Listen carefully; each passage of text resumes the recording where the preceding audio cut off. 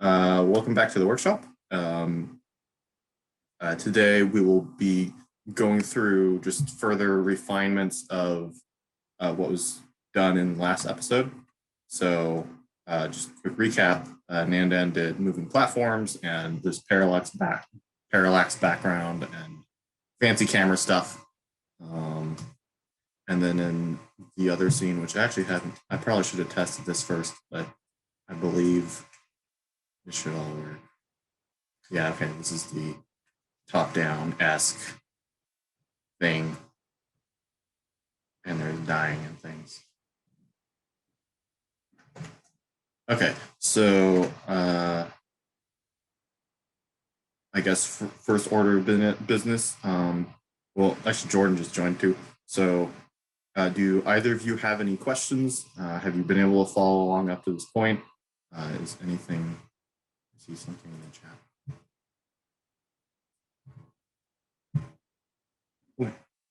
So yeah, if you have any questions, now's the time to ask them.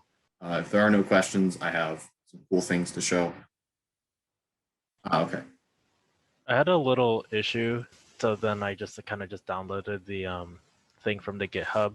But when I was working on mine, I typed in the code for the like the max health and all that, and then I kept on trying to test it by colliding with the enemies, but it wouldn't like he wouldn't die, like my character wouldn't die, and then it wouldn't reset. Like it was like nothing happened. Yeah.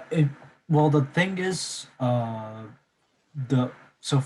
when I started the episode, I recommended downloading it because there were a couple changes. So I don't know if you did it that way. Oh yeah, I did the I did it from the 1.5.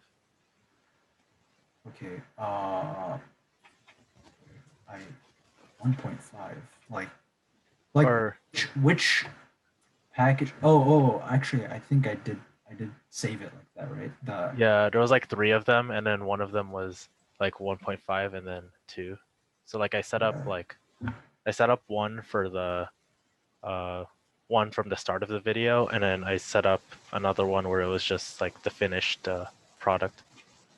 Okay, so the 1.5 one, after putting in the code, it didn't work? Yeah, after typing in the max health thing, and then like the if hit statements on all of the checks, it's still like it's not like registering that it hits, I think. There's like two if statements. One so there's two statements per collision area. Yeah. So if you scroll down, it's not in player input. It should be in red detection. Oh. It's the one that's like hurt player. It's under collisions, not under collisions. So 2 of them, and that is if transform tag equals player and hit transform tag equals enemy or flying enemy or whatever. That's the 3rd one, and then the 4th one. The 3rd and 4th if statements have to be in every single one of the directions, not just ground check, but yeah, I copied and pasted it into all 3, but it's okay. I could probably like rewatch the video and see what happened. I have the other one also open. Well, we can look at it right now and just take a look at what the issue is. It's possible. Okay. Yeah, I can stop sharing if you'd like to show what you have. All right. Yeah. Let me make sure you have permission. And Jordan, you're welcome to just sit in and listen, and maybe you'll pick up some stuff. And the bug fixes video, I think you said you didn't go through that yet. So that actually, yeah, I was still on the bug fixes video. Yeah. So once you finish that video, that should actually fix a lot of the issues that you're having, I'm pretty sure. All right, thanks. Also, since I can ask right now, do any of you guys happen to have like high refresh rate monitors or something? Because I think I may have encountered bugs tied to frame rate, and I just want to confirm if like that's a common side effect, so to speak. By default, Unity. So Unity, you can tell Unity to have a high refresh rate. However, that like it has like its fixed update, like physics stuff that is independent of frame rate.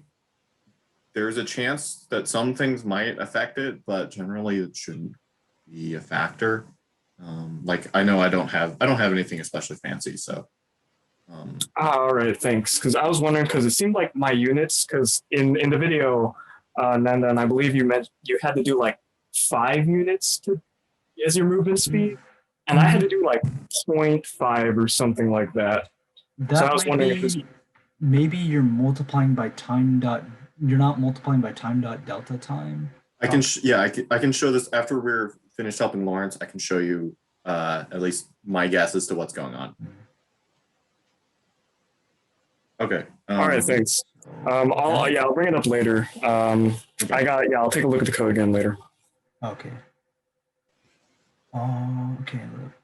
Looking at this. Okay, so we have all these checks. Does look right based on what I did. And this is actually one of the things I was hoping to optimize a little bit, but I will. And I split it originally was because one of the things is if the player is hit by the enemy, then he'll die. But then if he hits the enemy and the enemy's moving in another direction, right, then it wouldn't detect, so he wouldn't die. So what I ended up doing was adding two if statements, where one of them is where the player is is being hit, and the other one is that the player hits the enemy. Yeah, okay. If you wanted to, you could change this up so that the player hits the enemy dies instead. So you could change it up that way if you wanted to, making it a Super Mario style game. But I just made it like a bullet hell type, dodge the enemy type game. Yeah. But okay, so with what you currently have, what happens? Does the enemy just bounce off the player when it touches him? Yeah, so this is what occurs. Okay, so it doesn't. Let's see. Did you set any variables in the? Go to the player. Player input. No, like the not the. Oh, okay. Yeah. Scroll down. Okay,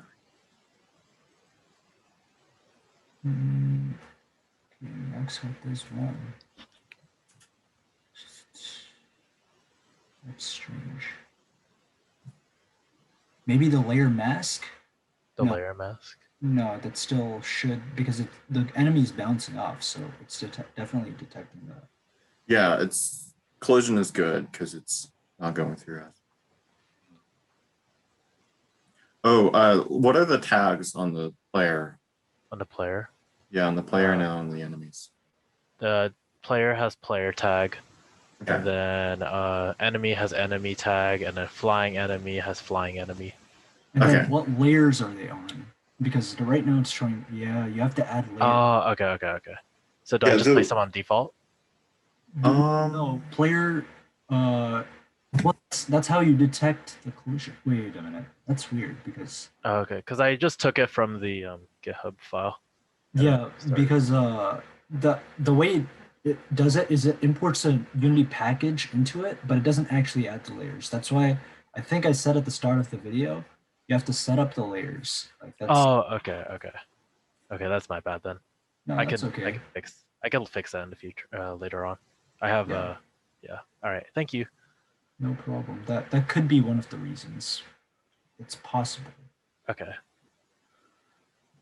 Yeah, and that is actually another one of the things that I wanted to tinker with a little bit is right now it's that like if you have two enemies, I believe that they will go through each other. Actually, I want to test that real quick.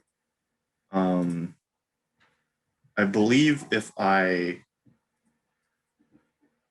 duplicate this dude thing, whatever it is, I think they'll go through each other. Yeah, I believe so, because the layer mask doesn't have them.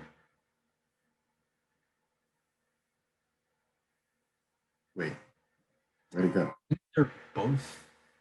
Are they both there? Wait, this is weird.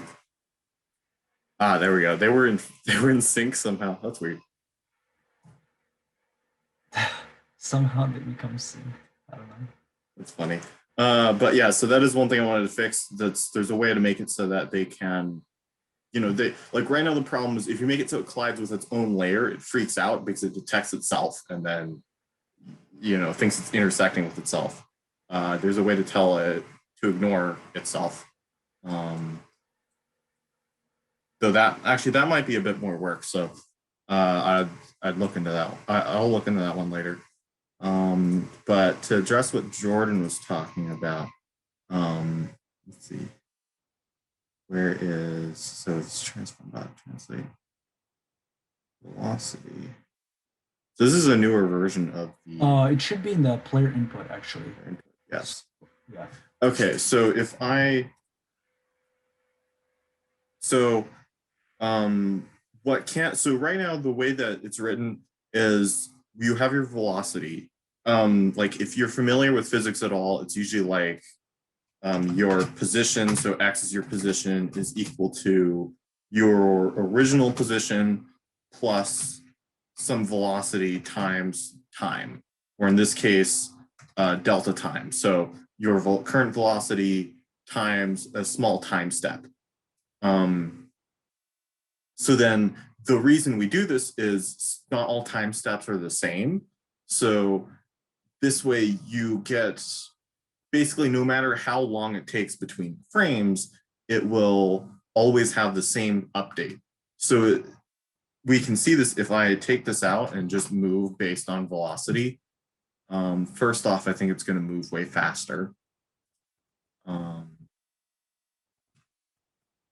Yeah, first it's going to move way faster. And even if I fix that, so say I do 0.1 move speed,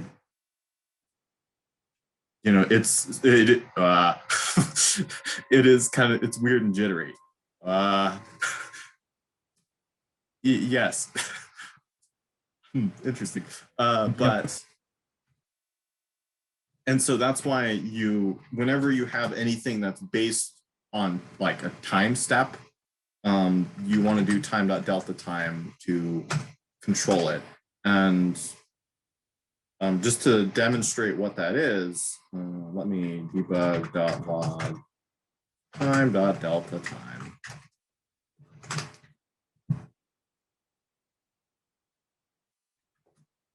And so if I run this, first it's going to move really slow because let me turn that back up. Speed 10. So down here, the time.delta time is really small. So if you have a move speed of 10, it's getting multiplied by this pretty small value because the delay between each frame is fairly small. But then if it were to lag, and say if it were to freeze for a second, your time.delta time might become 1 or 2, meaning that there's 1 or 2 seconds between a frame, which is really bad. The game must have frozen, like, I don't know, something's happening. But generally you get small values for your time.delta time. So I don't know if this is necessarily a problem you're having, Jordan, but the moment I hear something like, it seems like it's being inconsistent, this is usually what comes to mind. So I'm not sure if that's a problem, but that's my guess. All right, thanks for the explanation. It's actually a pretty similar problem, but I do remember that I did include the delta time. So I'm not sure if it's just my Unity's bugged out or something, but I'll have to take a look again later. And just so I know, the debug.log, what was it? Let's see here. Delta time. Okay, thanks. Because I'll take a look and see if it's different or anything after I finish my food. Yeah. And another thing is, I encourage you to go through the bug fixes video because that might solve some things. I don't think that's the main issue that you're having, but it's possible that if you just go through the bug fixes video, because it wasn't running properly for me before the bug fixes video. So just oh yeah, absolutely. Yeah, thanks for putting that up, by the way. I'll take a look at it. No problem. Because what I did notice is I was running on 2019. So the moment I put it on Unity 2020, it broke immediately. So I had to fix that. So that's why the bug fixes video went up. All right. I will say that I was running 19 though. For some reason, 20 didn't work on my system. But yeah. Okay. Yeah, I do find it weird that it would break or not break based on versions because we're not doing anything really extreme. But I have no idea why, but it's just sometimes I don't know. Like I literally have no idea why. Versions sometimes do weird things. yeah. Yeah, 2020 didn't even load like any of the menus on mine for some reason on my system. So yeah, versions can be finicky, I reckon. I'm generally The thing skeptical. is, like I started the thing on 2019, so so the first video uses only 2019. Therefore, that would there are some menus that don't show up, I think. In 2020, I think it operates slightly differently. So that could be a reason. I think it'd be different enough, but maybe. But yeah, here just showing like I'm a huge fan of this debug.log feature. Because like when there's just things I'm curious about or it's just behaving strangely, you can just throw that in, say in this case, this is an update. So in every frame, I'm going to get the result of this velocity.x times delta time. So this tells me, I can see down here, how many, keep up.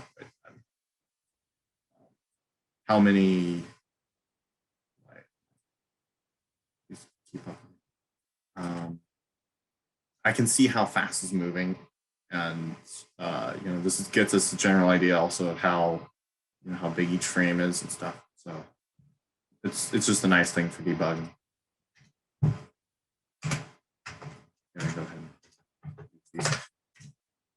ahead. Okay. In that case, let's see. There's a couple of things we could do. I know that Lawrence doesn't have much time, so I'm gonna leave.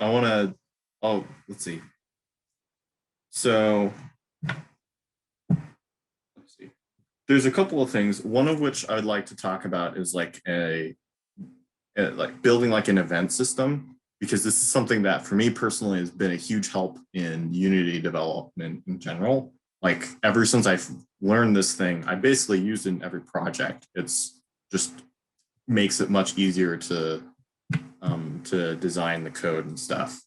Another thing also could be right now with the way that the moving platform works is the player is parented to it until they touch another object, and this typically that's not how you see a platformer work. If I jump, I stop moving, which is a little fake, but also, in some cases feels better. So that could be another thing, tweaking that so that it doesn't stick with the platform that way. But what sounds interesting? Do you have any preferences, Lawrence? Not really. Anything's fine. Okay, I guess I'll leave this to Jordan too. Do you have anything that, although I guess you haven't gotten to this point quite yet, but is there anything, there's also potential camera stuff too. There's a couple of options here.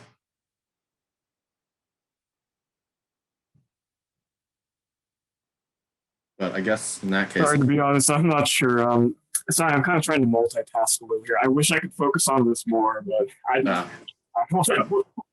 I'll be sure. In a few minutes, I should be able to give you my full attention. Sorry about this. Oh, it's okay. No worries.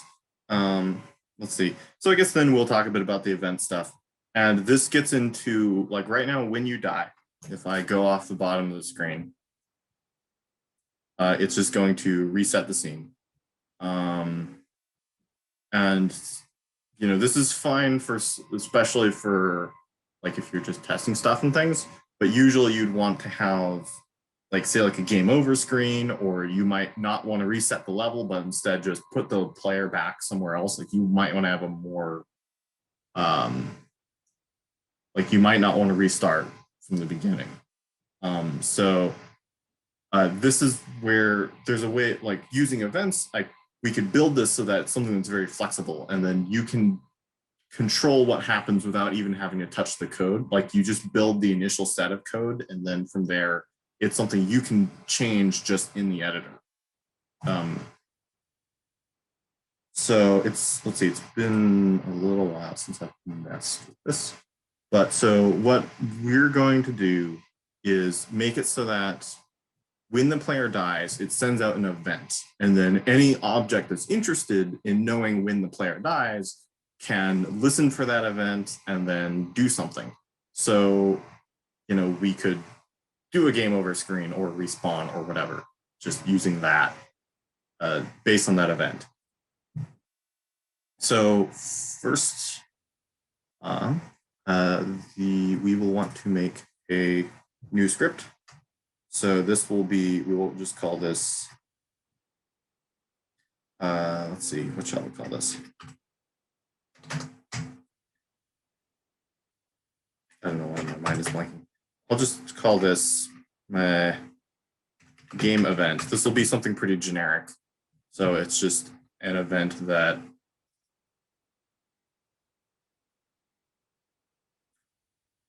wait, sorry, that's what I should be calling it. Not game event. We're going to call it, we will call it an event object. Okay, so I'm going to go open this. If your Unity is not borked, you should just be able to double click on it. Mine is. So I'm going to just open it this way. First and foremost, to keep things consistent, I'm going to put this new object in our namespace. So event object will go in inside namespace, so in the CVV game dev thing. So what we're going to do is we're going to use something, instead of mono behavior here, we're going to use instead something called Scriptable Object.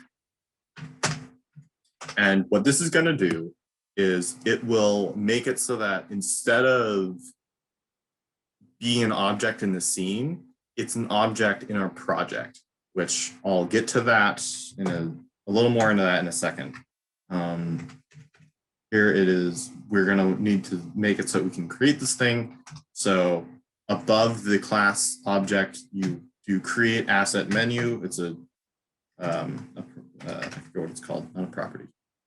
Go C# calls now.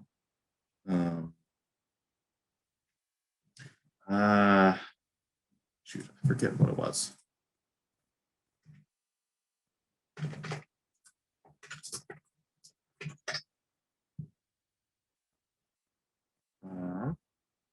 Here we go. Yeah, okay, so this is actually, I guess it's a good thing to bring up. There is a page on the documentation about scriptable objects. And so in order to use them, you do need to basically put it in a menu. So I'm going to, I guess I'll just copy this line. Or no, I'll type it out. So create asset menu, and then it is file name. So this is the default name, so we'll just call it event. And then menu name. And we'll just call it custom event. And this isn't a very, like, you don't need to make this match exactly. This is just, you know, for your own purposes. But you do need to have this create asset menu thing here. I'm going to go ahead and empty out the objects just because we don't want anything in there quite yet. And then if I go over to back to Unity, once it compiles, so I should be able, if I right click on assets and go to create, there we go. So at the top of the list, there's now this custom entry, and then I can pick event. And so here it's going to, you know, it's creating basically a new asset. So I'll call this player death just for now. Well, not just for now. This is what we'll use for the player dying. But at first, right now it's got nothing in it. Okay. Do you want to just stop here for a second? Lawrence, how are we looking? Are you? It's going quite good. Yeah. Okay, cool. So then right now, this is an empty script. This object is empty. It doesn't actually have any meaning. And before we do that, I do just want to demonstrate something. You don't need to follow along with this, but if I could say create a, some number. I could create some number in our object, and then it will show up in here. So this is something it's just basically an asset. It's part of our project. And so scriptable objects could do basically whatever a component could do. It's part of the project, not part of the scene. So then it sticks around between scenes and stuff. We don't actually want to put some number in there. We have more useful things to do with our time. In this case, let's see, it's been I probably should have looked this up beforehand. I think it's action. Really should have looked up my code for this. Normally I have like a set of, normally I have like a library I've written that I just use for this, but so I should have probably reviewed that. There we go. Yeah, okay. It is an action. So what we want to do, is it an action? Okay. It's a delegate. So what this is getting into is a system called delegates, where essentially it's like a collection of functions, and then things can, like you can add functions into this collection. So the idea is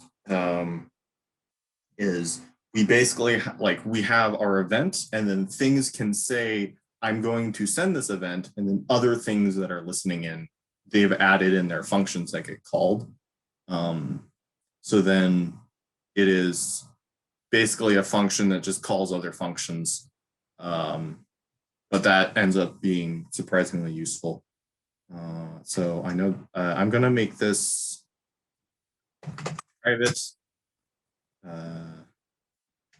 action, and then, I might need to add the namespace.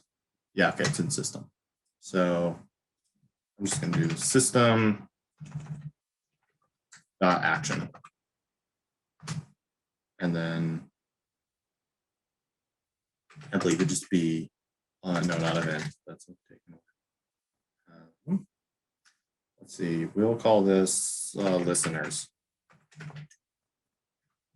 So this will contain all of the listeners that we want to. I believe if I may need to tweak some of the syntax, but for now we'll just go with this. So public, and then add public void add listener, and then this will need to be. This is going to annoy me. Okay, instead of doing system.action, I'm going to do using system, and that way I can just say action instead of system.action. So then this will be action listener. And then I think I should just be able to do, and the compiler will tell me, I should just be able to do a plus equals. Okay, so I think that should work. For now, we're gonna make this pretty silly, but not silly. We're gonna just add the bare minimum. So another thing we're gonna do is public void invoke. And then this should just be listeners dot, listeners dot invoke. So when something wants to know about this event getting triggered, it adds itself as a listener, which will show how you write that code in a second. And then when something wants to send the event, it calls it invoke, and then that sends it to all the listeners. And this should be all we need for that. I'm going to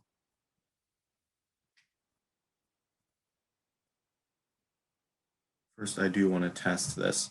So I'm going to, let's see, where do we test this on? Let's just test it on the player first, since this is something that makes sense to do it on. So what we want to do, instead of when the player dies, right now what happens is it will respawn them.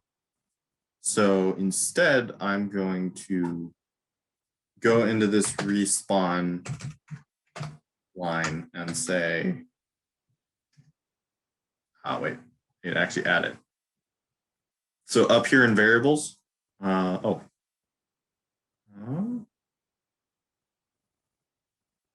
all private. Right, let's see. How's this structured now? It has changed. Oh no, okay, there's some that's public. Okay. Is there? Wait, I'm confused. I did just follow along with this. Where are those variables coming from? Oh, that's right, they're inheriting from player manager. Oh, okay. Then in that case, we're going to want to go to player manager. Sorry.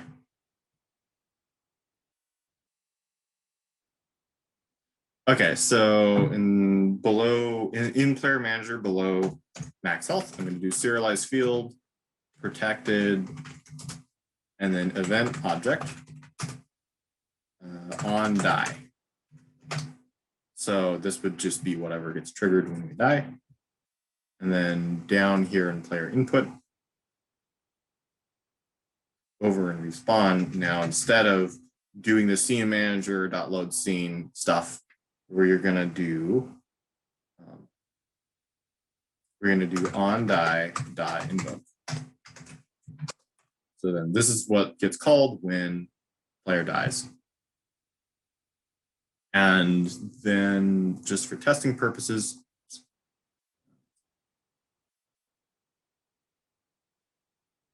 I think my IDE just died.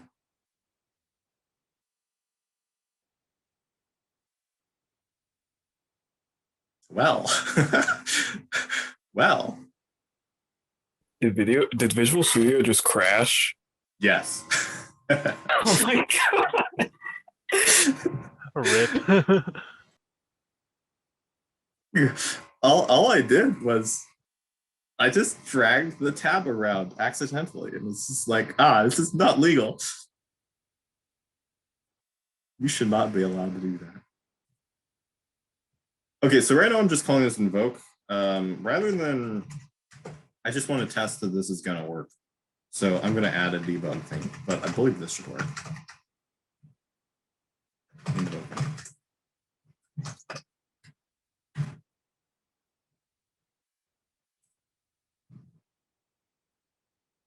Okay, so if I go and die, that's something you want to say.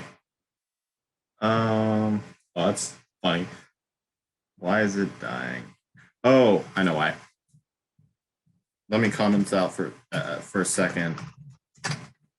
There's a way to fix that. But what's happening is right now it's trying to invoke. It's trying to send a message out, but there's nothing to catch the message, so it doesn't. Oh, wait, no, I forgot to drag this in. So this is something you can drag in, and this is where part of where the power of doing this event object thing comes in.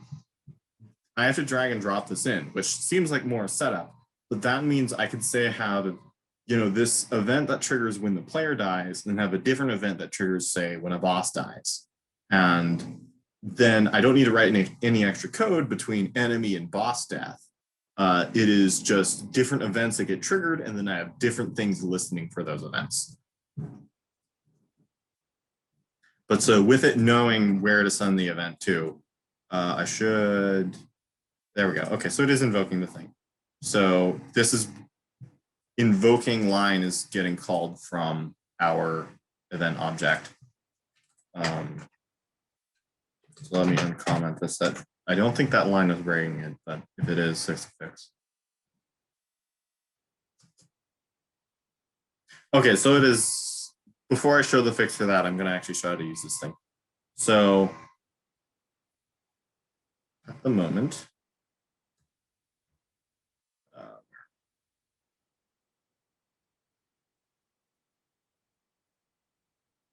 Okay, so what I'm going to do then is make we're going to make a new script. This will be, right now we'll just make it reset the scene. So scene resetter is what we'll call this.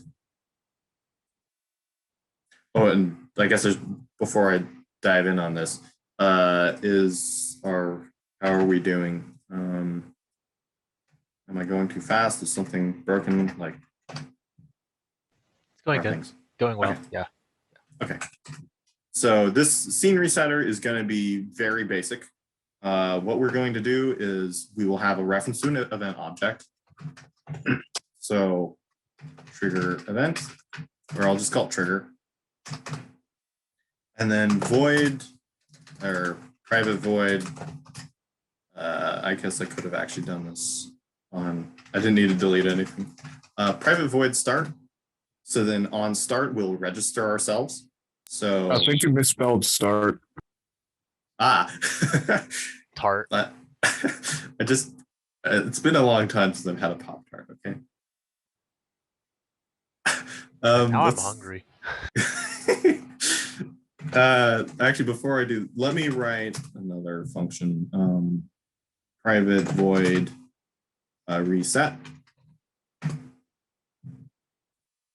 So we need this function in here for us to have something to register.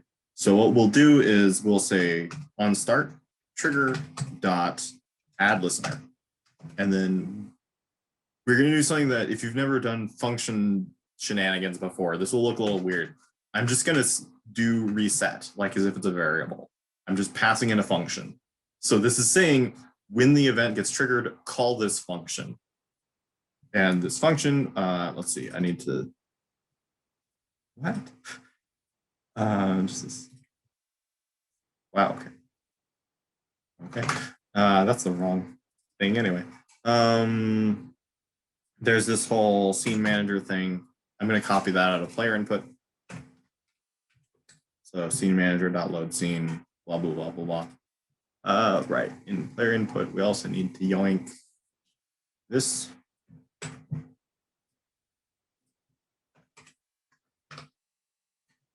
Okay, so again, this is like kind of like before. We haven't actually achieved anything. We've just moved stuff around a little bit, but I swear this is going to come in handy in a second.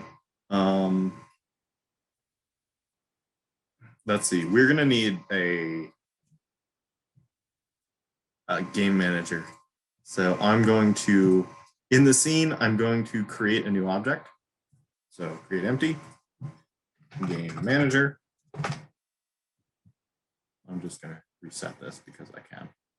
Okay, so on this game manager object, I'm going to drag in our new scene resetter. Why is there no field for the event? What did I do? Oh, this needs to do all this. And you could make that public. Like it really doesn't, in this case, it doesn't matter too much. But okay, so this is the thing that causes the scene to reset. So I'm going to drag in our player def object over here. So now hopefully that should cause the game to reload. There we go. So nothing's happened. Nothing's changed, but hopefully it should. If nothing's changed, that means we've done it right. So does it seem to be working? On your end, I can bring up code if needed or anything. Like, how are we doing? I know I was just like dragging, dropping a whole bunch of stuff around. So Yeah. okay.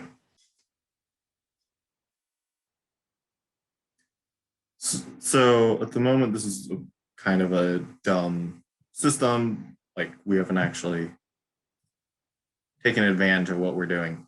There is, let's see. Okay, so we have our event thing. we can pass this event around.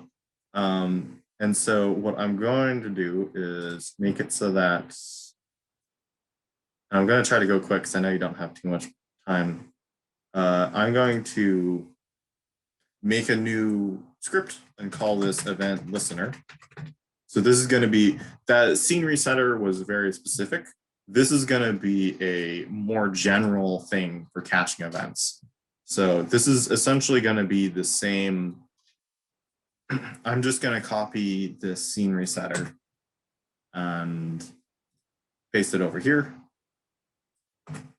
while making sure to rename this. So this will become event listener.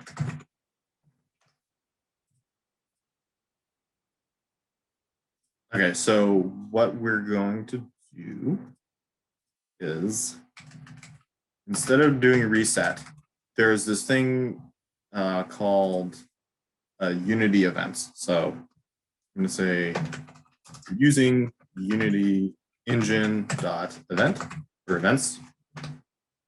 And then once you have that in there, it should let you Unity event. So this will give us something trigger. So then when we start, what we're going to do instead, when we add listener, we will add trigger event dot invoke, which just like before, so this is another sort of event thing, which when we open Unity should become apparent what that is. So let's see, event listener. Okay, so I'm going to, okay, we do not, I'm going to get rid of this scene resetter. So now instead we have this event listener, which what this does is when the event is triggered, we can trigger a Unity event, which if you work with the UI, this is how Unity's own system for calling, like making it so when you click a button, it calls a function on something else. Basically, this lets us use that power and use more, do more flexible things with, when something's triggered, call a function or enable an object or any combination of those things. So like if I right click on game manager, go to, and I'm going to add a quick game over screen. If I do UI and then I'll just do text, this should show up. Okay, so it's made a few things. We have a canvas, which shows this heads up display UI stuff. Everything goes inside there. And then we have our text object that we created. If you do, right click, create UI and text, just to show that again. So I'm going to go over to this text object. I'm going to, let's see, it should all be centered and stuff. I'm going to make the font big so that it shows up. So like 30. Oh, wait a minute. Where'd it go? Oh, weird. Isn't all like 30? Oh, weird. Okay. Well, I need to make it kind of big, I guess. I'll go over to the scene view. Let's see. It should show up. Okay, I've got to zoom way out. Let me just mess with it in here. I'm going to increase the Y position, so that will move it up. So it's just so that it's visible. And then, okay, so I'm going to, by default, I'm going to disable this, I'll call it game over text.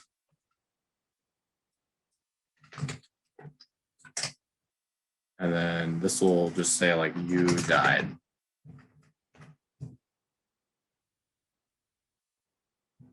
Okay, so I'm going to make this be hidden by default because by default you aren't dead. And in the game manager, we're going to, so if you just created this thing by default, this list of triggers or of events functions is empty. So you click on the plus to make a new entry, and then you drag in the item that you're trying to do something to. So we want to do something to this text. And then I'm going to go down into game object, set active, and then check the box. So this will toggle up here. This will toggle this checkbox. So when we die, it should now say that. Okay, so like that isn't exactly like a, we obviously aren't dead yet. We'd need to do more with it. But this way you could create a game over screen where it's going to show like your score or whatever and ask if you want to try it again, or if you want to go back to some menu or something. But the nice thing is, like for testing purposes, all I need to do is like I could drag in my scene resetter again and have it restart immediately. Like this lets me customize it within Unity instead of having to write a script for every single thing. And like this is also like not like the full system. Like there's a lot more you can do with this, but this is like the basics of creating an event system, stuff like that. So let's see, does this are you I know I was, yeah, it makes sense. Yeah, it makes sense. Yeah. It turns out I have to be there at 4, so I have to go now. Thank you. okay, yeah. Thank you so much. Yeah, no problem. See you later. I mean, I have a couple of questions that aren't necessarily relevant to like the actual topic, but more so with Unity. I'm not sure if it's appropriate to ask here or not. Oh, it's totally appropriate. The idea of the workshops is just to, like the main goal is to answer questions. So like if you have questions, like if you haven't worked with Unity much, chances are, someone else who's new is also going to have the same questions. So there's nothing wrong with that. I don't mind answering that kind of question. So, yeah, fire away. Sorry. So this is a Unity workshop, right? So. Yeah. Unfortunately, I don't know enough about Godot if that's what you want to ask about. Oh, no. That's not. That was my issue. Actually, really, really random question that's pretty specific to you, actually. When you used Unity on Linux, what did you use as like your script editor, so to speak? Because I've honestly just been using Vim, and I'm not sure if that's if that just gets in the way of productivity or not. But so, small thing there. I have not used Unity on Linux. I've tried. Oh, okay. This was a few years ago, so like their Linux support's gotten way better. I think it was trash before. I have used Mac, and there I was using. Well, so there's this before Visual Studio. Unity's default was monodevelop, and I believe that worked across all platforms. Unfortunately, it doesn't anymore. Visual Studio, Microsoft has bought monodevelop, and then they basically killed it. So we now are, Visual Studio is the default. Sorry, go on. Didn't mean to interrupt. No, go on. Oh, I was going to ask, when did that happen? Because in 2017, I tried messing around with Unity a little bit. Actually, when we worked on Executor, or when you did, and I just kind of sat inside and cheered you guys on, monodevelop was still offered alongside Unity at that point. So I'm just trying to remember when that happened. Yeah, I think it was, it depends on the Unity version, but I don't know. It might have been 2016 or 17 or so. That's really weird. Okay, sorry. It must have been more recent then, but I don't know. So now what was funny is if you were on Mac, rather than suddenly, the thing about monodevelop is it ran anywhere, or at least it ran on Mac too. So instead of Microsoft making Visual Studio for Mac, like Visual Studio itself, they made monodevelop into Visual Studio-ish.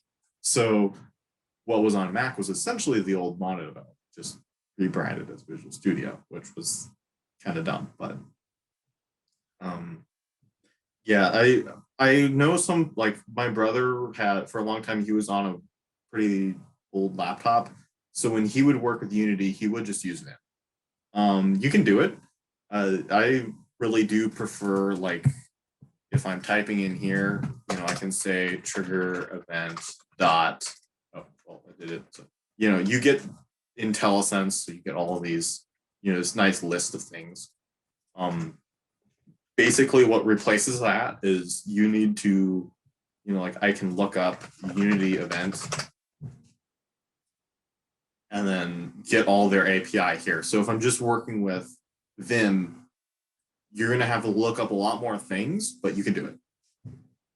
Oh, okay, I see. I was going to actually bring up a couple things. Like, I looked into this a little bit, and I do think I saw some sort of like, I believe they're called extensions for Vim. One added some sort of like IntelliSense-esque features, and another one, I think, worked with that to add Unity-specific IntelliSense stuff. So, yeah. I guess that's available. I maybe I'll look into that later.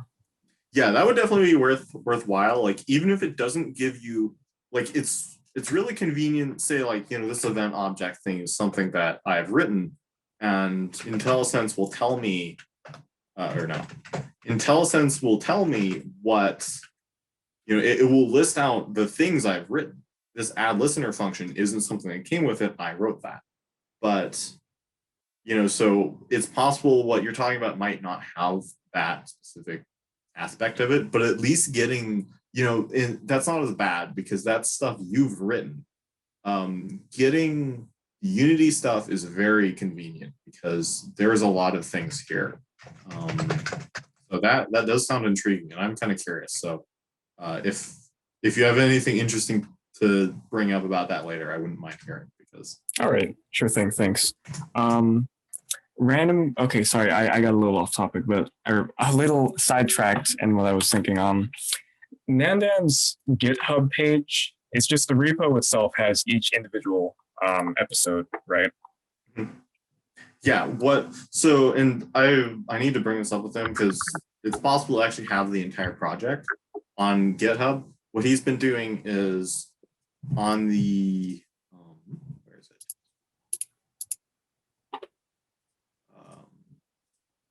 Here we go. So in the repo, it's just got a folder with each Unity package. Oh, okay. All this is really doing is you download it and then let me make a new project to show this. All right, I'll follow along because I need to do this too. Yeah, okay. And so I'm going to start with the newest one, but the same process applies to the rest of them. So it needs to be 2D.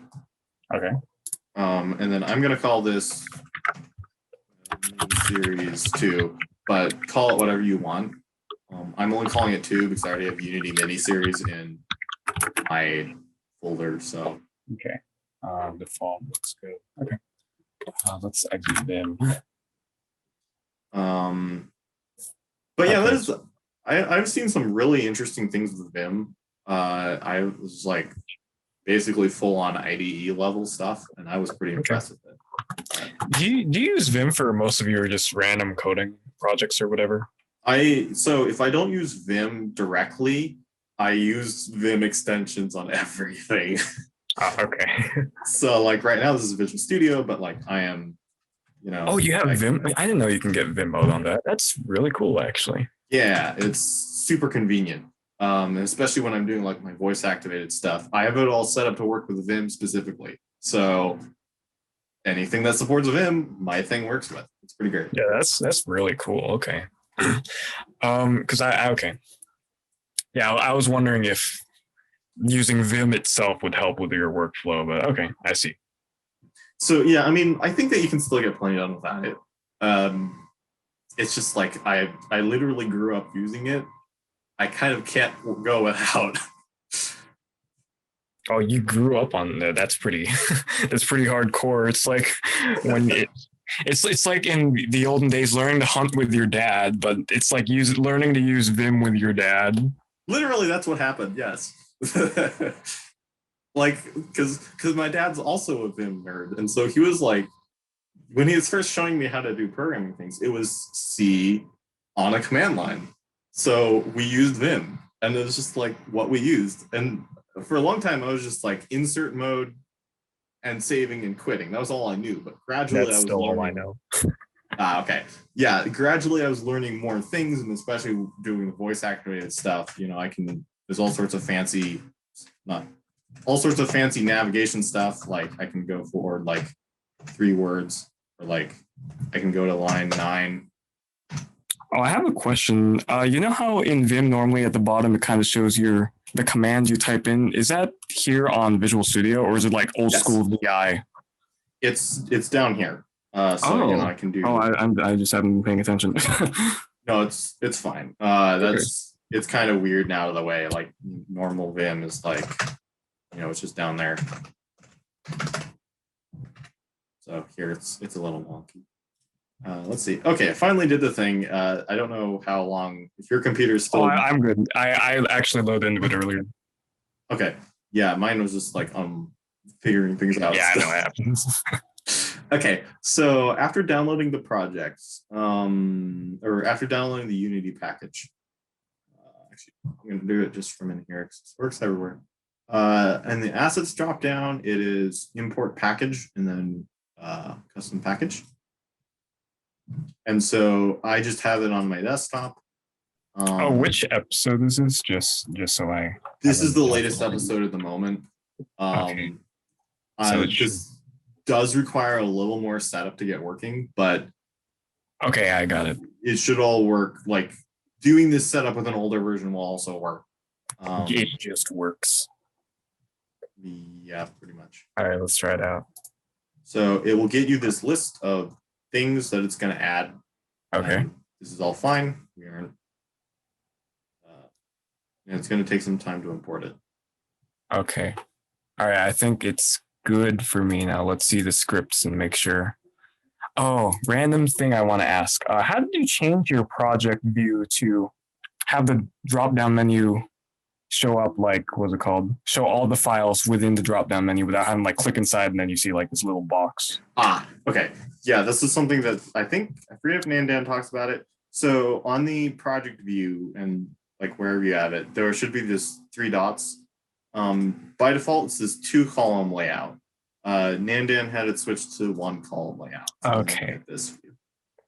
And personally, right. I personally like this is pretty nice. I think this is all right. I see. Okay, yeah, that works a lot better. I just need to let's see here. Okay, thanks for showing that. I tried to replicate Nandan's layout in the first episode, and for some reason, certain things they wouldn't lock into place on my end. So. See what I can do. Okay. So how do you unlock? So I see your console is right underneath like the what's that called? The game view and the scene view, just like this main scene view. All right. So how do you detach it? Because mine's on like the same tab as project.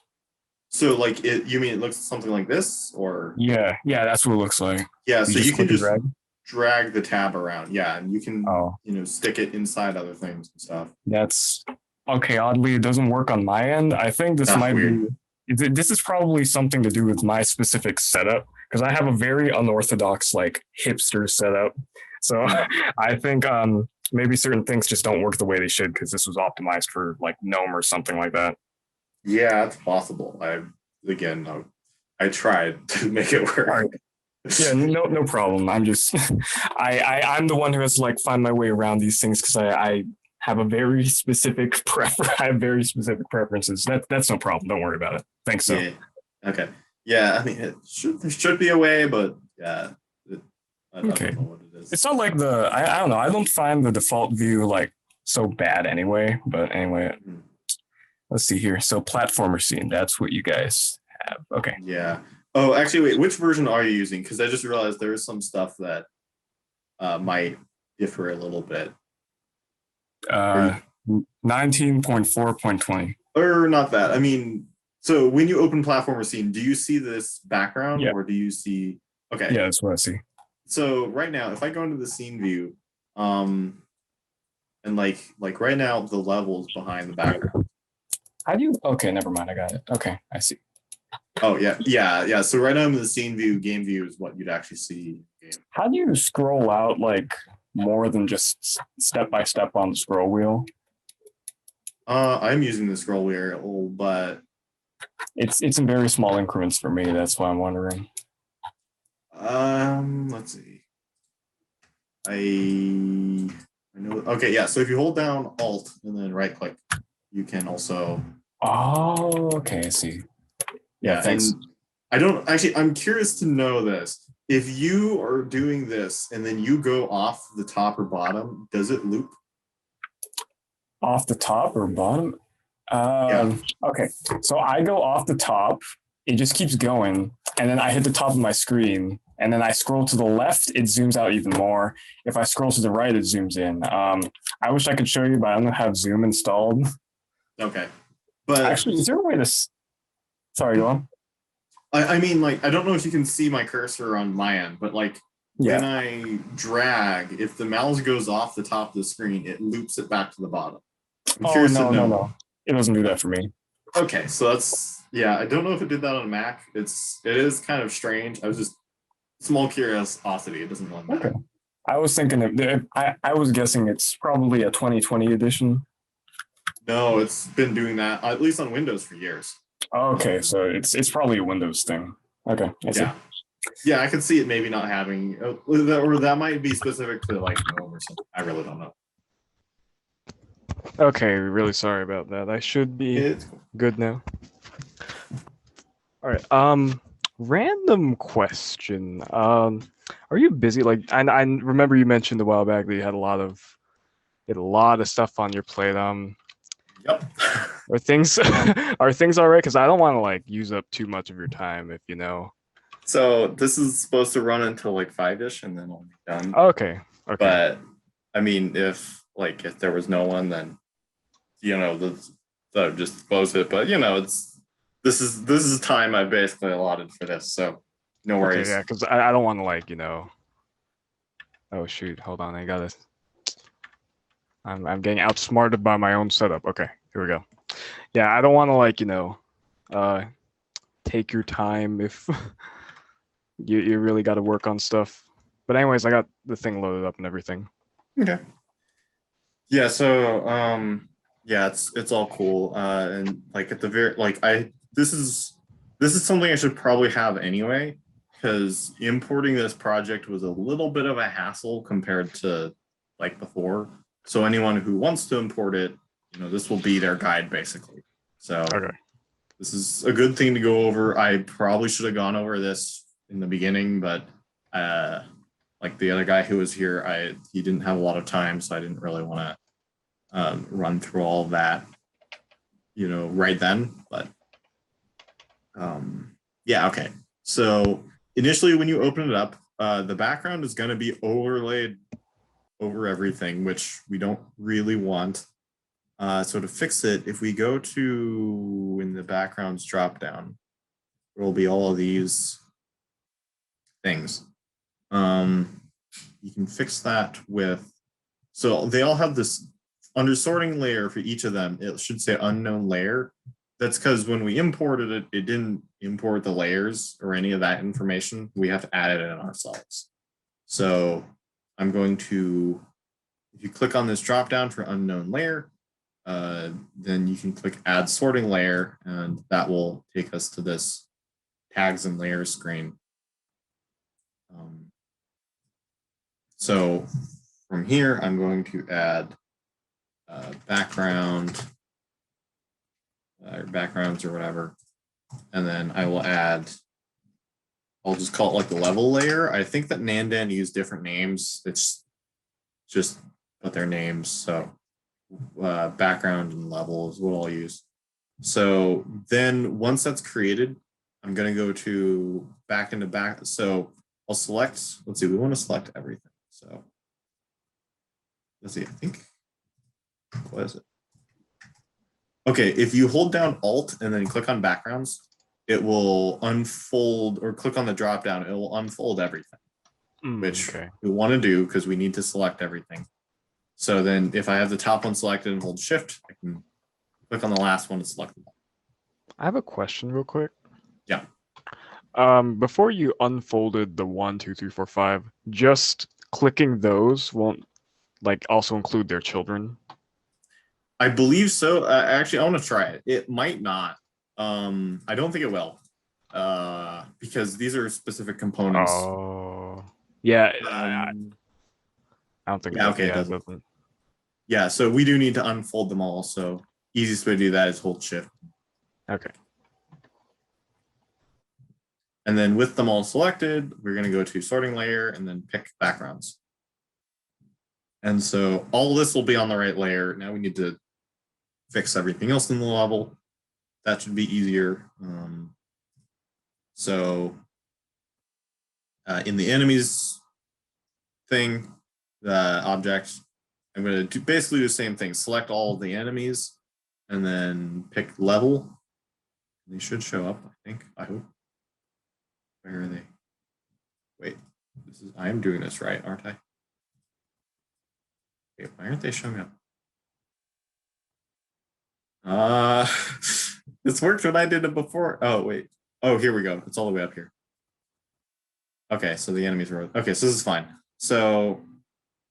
Okay, so I did the enemies, I did the backgrounds. I'm going to pick all of the... Oh, okay. Pick all the platforms and then make them all be level. So at this point, the level should be showing up. It's no longer behind the background. I think, let's see here, level, right? And I may have... You just select every single... Oh, everything besides horizontal, I see. Yeah, Okay. so if horizontal doesn't have a sprite, or it doesn't have a sprite renderer. So if you select horizontal, then it will... it won't let you do it. Okay. Yeah. But that does mean also we do need to make sure to go into the horizontal thing sprite and set that too. So I'm gonna pick that and give it level layer. Sprite and level, okay. Yeah. So now the entire level should show up. All right. And then finally, we want to do the same thing for the player. Just pick the player and then go into sprite renders at the top. We'll just give it the level layer again. So now everything should be one happy little scene. Okay, I see it. I thought I didn't. Okay. Let's see. I need to watch more Bob Ross so I can quote him when I need to. Okay, so if happy little trees. Yes. Happy little level layers. Yes. Okay, so if you enter play mode, everything works perfectly. Yeah, it should behave. However, the camera, like in the console, it will say all of these scripts are missing. Oh, I should check my console. Yeah, that's. So that is because Nandan imported a package and we didn't. He did not, or we haven't done that yet. So to do that, let's see, what is it? Okay, yeah, so window drop down and then package manager. It might be a little bit different in 2019, but I believe this is where you can find it. Yeah, I got it. It's loaded. Okay. Yeah, so when it eventually loads, by default, it shows you the packages in the project. You want to click the drop down where it says in project and pick either all packages or Unity registry, depending on your version. And then for me, I see Unity registry. Okay. So up here, you can just type cinema, so first part of cinema, and you will get the Cinema Machine package. Yeah, I got it. And just this. Now, this is definitely going to change with your version, but just whatever it recommends is what you want. We aren't doing anything fancy. And so it will import, and basically this is Unity's default camera thing is pretty basic. This gives pretty nice control over the camera. So once we import this should fix the warnings we're getting.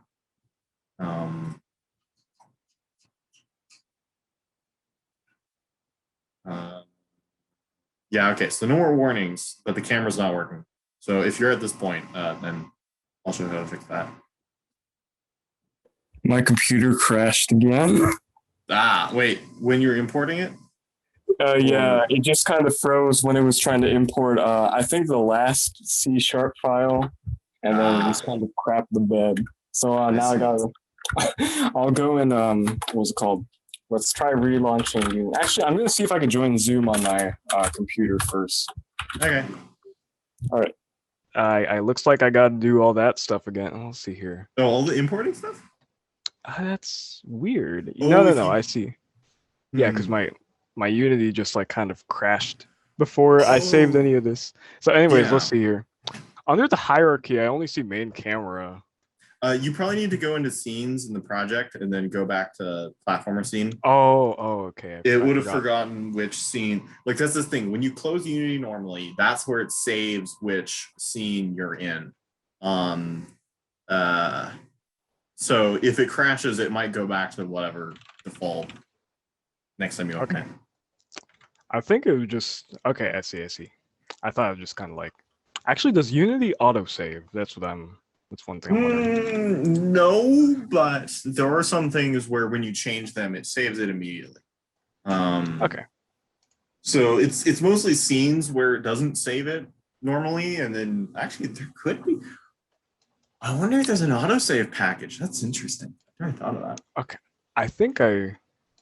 Okay. Do you mind showing me what your, what your layers? Yeah. Yeah, because I want to. I mean, just the under the what is it called? Under, let's see here, sorting layers, just backgrounds and level, huh? Okay. Yeah, that's all I did. All right, because I'm not sure, because I might have. Okay, never mind. I just wasn't zoomed out enough because I was thinking I didn't do anything differently. Why would that change? Okay. Let me just see if I can get caught up again. Now, one thing is that if you swap the order of these, that will swap the drawing order. So you do need to make sure backgrounds is in the top of the list and the level comes below it. That's a little bit, how do I say this? Reversed than what I would expect. Is there? But okay, I just. Actually, no, you're right. That's weird. Huh. Yeah. So I guess the stack is like top to bottom in this case. Whatever's on the bottom will show up on the top in the actual scene. Is that the case? Yes. Or? Yeah, Okay. I mean, it's kind of like you're looking bottom up. You're at the bottom of the stat. The player is at the bottom. Starting from the bottom now, the whole team here. Okay, so I've caught up, and let's try running it again. All compiler errors have to be fixed. What? Oh, if it was in the middle of importing a package, it might have screwed that up. Can't have good things. Let's see here. So I assume I could just try to re-import the package, and that would work. You think so? Yeah. Yeah. All right, send machine. Yeah. Remove. Yeah, just and then I'll try the thing and installing then it. Stick it back in, and it should hopefully work. All right. Let's hope my computer doesn't crash this time. It's possible that trying to import Cinemachine was the cause of the crash. So if you just suddenly disconnect, I'll know why. Okay.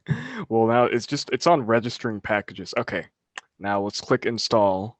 Cross my actually, let's save first so I don't have to reorganize my layers. Yeah. It is a little inconsistent.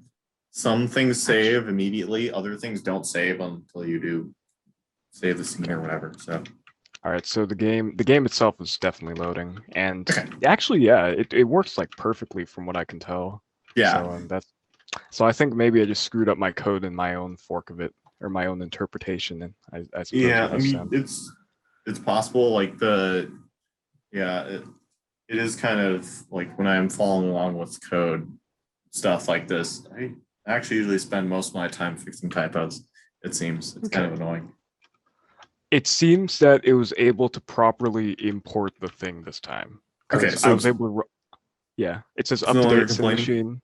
Okay. Yeah, and it's running the game. So. Okay, cool. So then the next step, since that's working, we want to by default, or if you go over to player cam, that object, what we want is for the camera to follow the player. So there's this, if you select player cam, there's this follow field. We're just gonna drag the player into that. Oh, hold on a minute. This is interesting. For me, it shows script missing monoscript. Console. Okay. Yeah, I'm getting some weird script errors. Okay, Is it I think I such- might know why. In that case, what we will, and then I want to know, if you go to main camera, there should be another missing script, I assume. Yeah. Okay. Yeah, it's right under audio listener. Sim Okay. Brain seems to be missing for me. Delete that. So that's probably because you're on an older version. So that's fine. But setting it up is pretty quick. So Okay. delete both of those missing scripts. All right, I only see one, oddly enough. Okay. Well, we'll want to set it up from scratch anyway then. So Cool. on the main camera, delete that, and then on player cam, just delete the whole object. How do I remove component, right? Yes. Okay. And player cam. Yeah, Gotcha. just delete the whole game object. And then what we want to do, once you've imported Cinemachine, there should be a Cinemachine drop down up here. Oh, that is odd. It does not show for me. Okay, so that again might be a version thing, or it might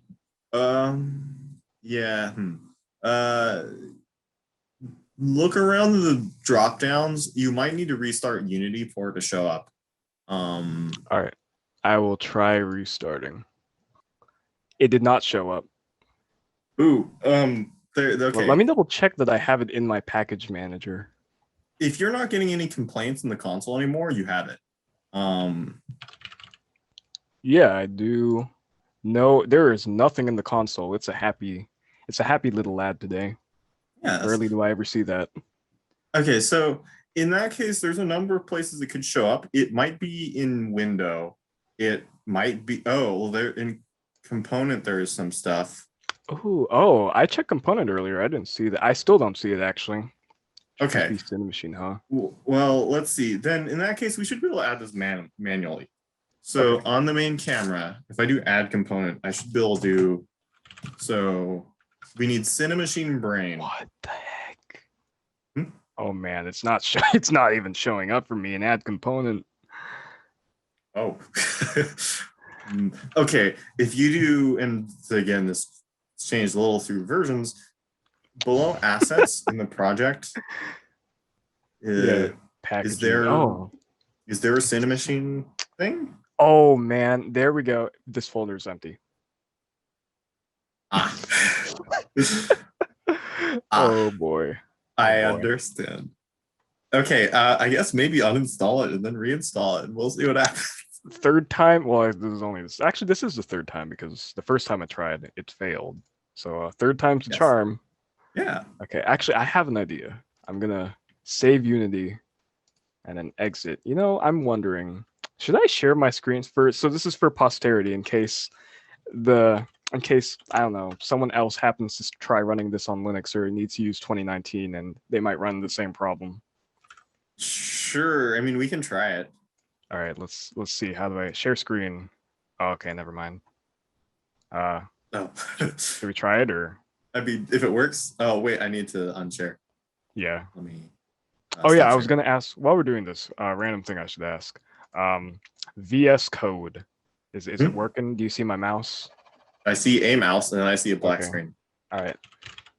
Unity Hub. Unity should show up. There we go. There, it's working. There it is. Okay. This is the power of I'm 5 layers into Linux. If any of you guys are watching this at home and you're thinking, man, I want to try out Linux, this is what you'll look like in about 6 months, or more or less, depending on how, I don't know. I assume you've been basically living on Linux, like you have not used Windows. No, I have. I accidentally share stopped sharing my screen. Okay. You see, I'm like the ultimate hacker man. I know how to use a terminal, but I accidentally press stop sharing instead of hide. So no, this is why we use terminals, because when you type something, you can't misclick. It's a button. I thought you were gonna say this is why we use terminals, because we're too stupid to use GUIs. It's true. It is true. That is correct. That's how it works. That's true. To be honest, that's pretty true. Like, I feel like I'm most comfortable with C because I honestly just don't understand object-oriented programming. Yeah, I mean that's how I was for a long time. Yeah. Yeah, like what was it called? Yeah, it's like this whole thing about simplicity. And, like it's starting to make sense the more I use these like super simplistic things. Anyways, I installed Cinemachine. Still not showing up. Packages. It went way too fast. I'm a little worried. Maybe Is there a way? I can you delete that folder? Okay. Right click. Just no. No. Weird. Okay, if you uninstall it, does it vanish from that list? Let's try it. It should. Wait, it doesn't. Oh no, it does. It removed. I have an idea. Yeah, do the drop down. Is there a way to do a force install, like maybe re-download the files? Try picking that 2.7.2. All right, try doing that, because that would make it re-download the whole thing. Wait, why is it downloading 2.7? No, it's just the circle. Let's hope it doesn't crash. This is where it crashed last time. Okay. It's just the circle indicator, like on that whole drop down. It's not for that version. Okay, all right. So does this clear out the 2.6.3 download files? I really don't know. Okay. Well, I could, if we had the recording, I could just go, oh man, there it is. So, yeah, so it was the crash. Stupid NVIDIA drivers. Yeah. Had to ruin my day. Actually, I don't even know if it's the NVIDIA driver. Anyways. Well, wait. Cinemachine is not in the drop down at the top. That's okay. We can add this manually. If you do add component, and Cinemachine brain is what you want. So like it's the second one with the icon. There we go. Okay. Yeah, here we go. Okay. This is way do this to player cam as well, right? Yeah, so we don't want the brain. The brain only goes on the main camera. Here we want geez, I deleted it. Let me add it back in so I can tell me if you need to share your screen. No, it's fine. So you want a Cinemachine virtual camera. Okay. There we go. And so by default, it's going to be pretty boring. In the body, do the drop down. It should say framing transposer. Okay. And so it's complaining because we haven't told it what to track. This is where you have that follow thing. You just drag and drop the player object into the follow field. Right here, or so no, up above a little bit, under priority. Right. Okay. Follow here. Yeah. Yes. There okay. we go. So before we try playing it, make sure you save because it might crash. Yeah. Because I'm like one of the few. I don't know. Is it generally common or uncommon for Linux users to crash? Anyway, sorry, I don't want to get. I don't know. I really it's almost don't know. 5. I don't want to get too off topic. Sorry about that. Okay. So if you enter play mode, it should let you follow. Ooh. Okay. Yeah. There we go. Ooh, this is fancy. It is fancy. Yeah. There's a lot of things you can. Watch it die. Yeah. There we go. Yes. Yeah, and there's a lot of things that you can tinker with the camera. He does that some in the video, but like it's not going to feel quite the same as it did in the original one. But you know, it's fine. It's working. It's good. Okay. Sorry, I'm just trying to find some exploits, and I'm like a real speedrunner in that. Weren't you trying to do the coyote time shenanigans? The what now? Oh wait, do you know about coyote time? I do not know. Then I get to explain this. I'm so happy. I love it. So you know, you're familiar with like Looney Tunes and Wile E. Coyote, yeah, all that. So that's where the name comes from. Basically, what happens is if somebody runs off an edge and then if they try to jump, yeah, it's a little grace period where you can be off the edge and then still jump. And it makes the game feel way nicer, and I figure speedrunners probably exploit the crap out of that because you know it's I like how you're abusing Unity's thing that you see a lot. Yeah, I see what you're saying. Because I'm wondering, is coyote time considered like what's it called, a term in just like animation or just film, like when you come up with this kind of cartoony effect, or is it no, that is the actual industry term for this feature. Is it the game industry specific thing, or is it also used in like the animation industry? I assume I've only heard it in context of game industry. I don't know enough about animation industry, but I could see it. Okay. And this should be an enemy, right? Yeah. Yes. Okay. Yeah. Now All currently right. there's no way to actually get up higher, but you know. And then now we do like, what's it called? Mobile phone mode. Yes. Sorry, I'm making fun of. I'm just trying to have fun. Girls just want to have fun. I'm actually a boy. You wait. I'm just amused that that's never mind. I know. Okay. Anyways. Oh, you could scale. Is scale? So that is more This. for that's not really zoom. Well, I guess it's a crude kind of zoom. I don't normally use it. I see. Okay. Sorry. I'm just. This is Just like my playing around. second time. This is my second time using Unity, by the way. Ah. Sorry. Anyways, what else do you want to show off? Because okay, we got the camera thing working. We have about 8 minutes until you got to go and do your Go and homework. try to live. Yeah. Try not die. I think let's see. There's like one other thing that I'm okay. It's this stuff with layers. This is kind of optional. It still works without this, but in the if you select the player. Oh, actually, you could probably share. You should. It's probably better if you share a screen now. Yeah. Well, let's see. I can. This is pretty quick. I just need to open something and then I can. Well, actually, yeah. Let me just. If I can just share the screen, then that will. I was gonna try to do like sneak in a little Easter egg, but okay. Oh, sorry, I didn't mean to do that. I'm not looking at the screen. I'm not looking at your screen, so I don't know what's getting recorded. No, I was just gonna make it say "bye guys" in like fancy terminal font, but I couldn't get it working. I couldn't zoom in. Actually, it wasn't even fancy terminal font. It was just normal terminal font. I don't know how to do fancy stuff. Anyways, go on. Sorry. I don't know either. Okay, so there are a couple layers. So what I did is I picked a player and then did add layer. So on your end, this is probably blank. Oh yeah, I got to do my own layers, like what Jonathan had to do earlier. Yeah, so if you do add layer, then just adding these in this order should make it all work.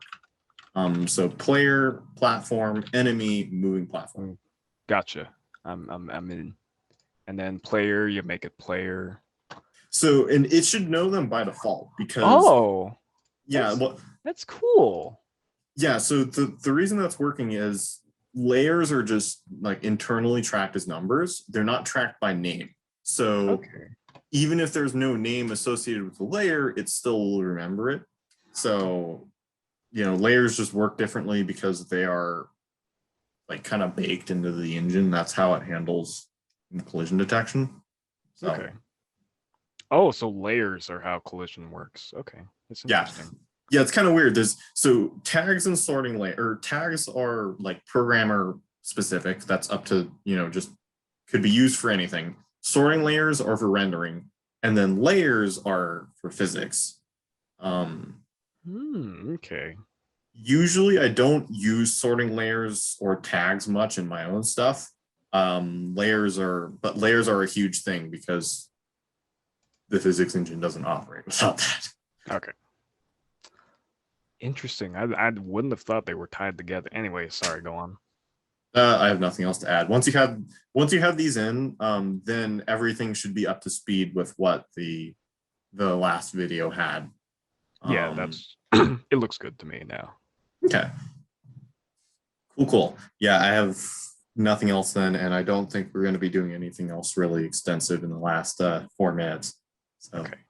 How about if you need to go, you can go now.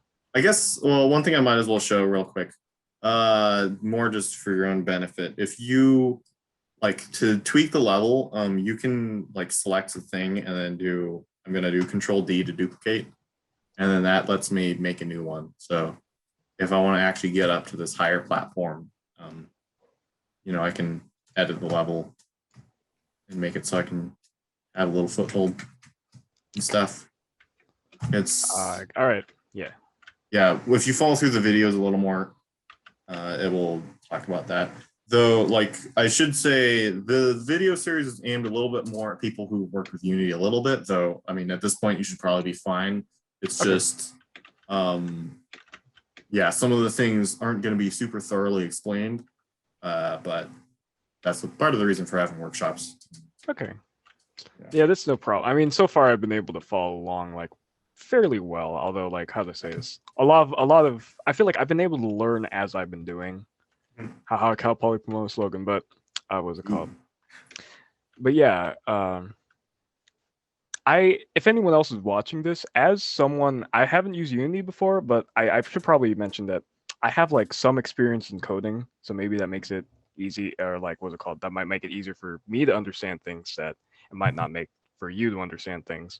But as long as you're willing to, like, I guess, how do I say it? If you're the type of person who you read things to understand them, or like you kind of fall. I'm sorry, I'm a very terrible speaker. I didn't mean to like shoehorn this at the end. I know you're busy. Enter speech mode. Yeah, it's like, what's it called? It's like in Skyrim, like speech sat 0. But what's it called? But yeah, honestly, if you're still actually, yeah, that's speech and charisma equals 0. But anyways, yeah, if you're the type of person who like you're willing to, I guess, put the time in to learn something, even if it's not like directly pointed out to you.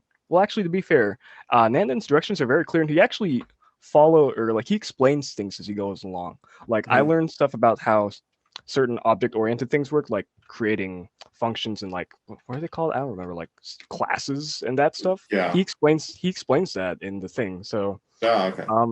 I think, yeah, if you I will say I was able to follow along as like a Unity noob, a C# noob, and things might be the same for you. I mean, don't feel like it's bad if you can't, but give it a shot if you're willing to just kind of dive into deep end. And I would say it's not as bad as, personally, I don't think it's as bad as Nandan would say, but that's just me.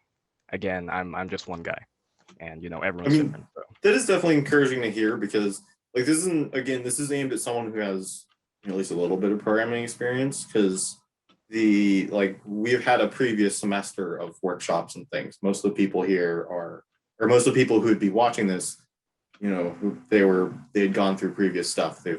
Some of them have worked on previous game worked on game pitch projects and stuff. So, like that's encouraging to hear. So at least from my end, and I'm sure that Nandan will appreciate it too. So. Okay. And what was I going to say? Actually, I would like to mention too. I did work sort of. I have used Unity one time before that. Like, what's it called? I was in a game, like Daniel here did a project pitch in 2019, fall 2019, and I was a part of that team. Although I didn't really do anything, but I did install Unity and try to like see if I could get things working. And back then I couldn't though. But let's see. You were on Windows at that point, right? Yeah, and yeah, okay, I mean, I was able to install Unity, but like I just didn't mess around with it enough to like, get into nitty gritty kind of like this. But anyways, sorry, I don't want to keep you too long. It's 5. No, it's fine. It's fine. Yeah, it's all fine. Yeah, we are at like exactly 5. So. All right. Yeah. Thanks for doing this. This was a very educative experience, and I will try to get caught up on the engine when I can, or not the engine, like the development thing. Yeah, and thank you for joining, and thanks for watching. If you liked this video, please make sure to give us a thumbs up and subscribe. Give us any suggestions down in the comments below, and we'll try and cover them in the future videos. See you in the next one.